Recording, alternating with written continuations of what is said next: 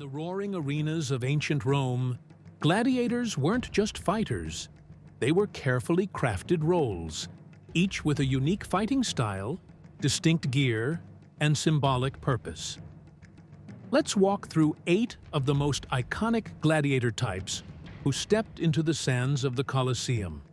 We begin with the Murmillo. Heavy, stoic, and powerfully built, the Murmillo wore a large crested helmet with a broad brim designed to protect the face and neck. Armed with a gladius and a tall rectangular scutum shield, he fought in a traditional Roman military style.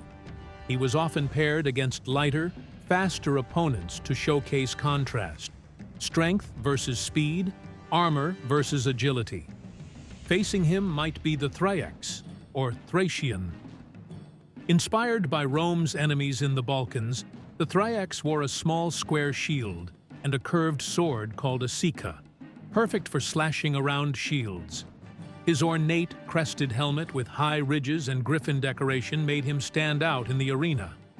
Agile and aggressive, the Thrax was a crowd favorite for his flashy moves and unpredictable tactics. Next is the Hoplomachus, modeled after a Greek hoplite. He wore a visored helmet and was armed with a spear and short sword, backed by a small round shield. He represented the classic Greek warrior, disciplined, noble, and heavily armored on one leg.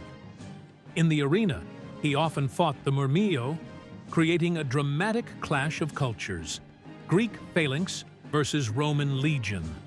The Retiarius was unlike any other. Lightly armored, he carried a net, a trident, and a dagger. With no helmet and minimal protection, his survival depended on speed and strategy. He used the net to entangle enemies and strike with his trident from a distance. Often mocked by Roman elites for his unmanly style, the Retiarius still thrilled audiences with his daring and unpredictability. To face the Retiarius was the Secutor, a gladiator designed to hunt.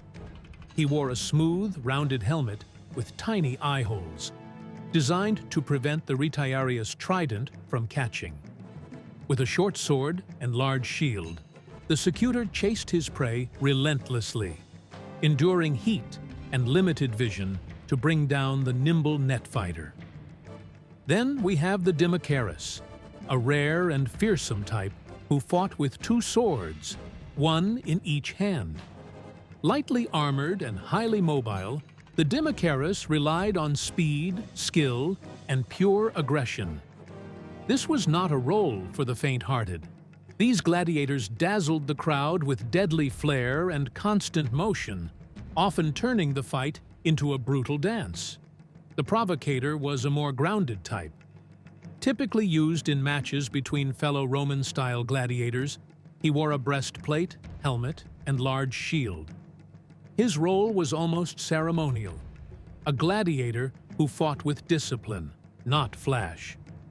The provocator's fights symbolized military honor and were often reserved for serious, rule-bound duels. Finally, the Bestiarius, a gladiator who fought wild animals. These men were not always trained in formal combat. Some were criminals sent to die, while others were skilled hunters who faced beasts like lions, leopards, or bears. Theirs was the most unpredictable and terrifying fate in the arena. Each of these roles wasn't just about combat. They were about spectacle, story, and control. The Roman arena was a place where the empire told stories of order over chaos, civilization over savagery. And these gladiators were the actors in that brutal, unforgettable drama.